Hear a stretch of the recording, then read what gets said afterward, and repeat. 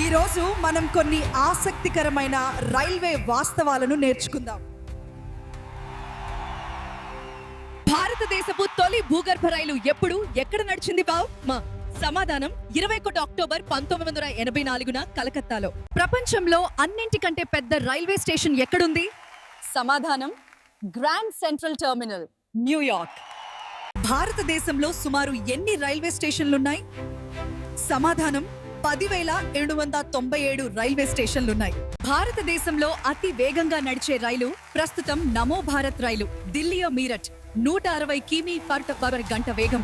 భారత రైల్వే ఆదాయం 2024-25లో సుమారు 2.7 లక్షల కోట్లు చేరింది. 2024-25లో రైల్వే ద్వారా 1.61 బిలియన్ టన్నుల సరుకు రవాణా జరిగింది నత్తాలు. ఇది రికార్డు స్థాయి. 2024-25 ఆర్థిక సంవత్సరంలో ప్రయాణికుల సంఖ్య సుమారు 700 కోట్లు దాటింది. సుమారు 6% పెరుగుదల.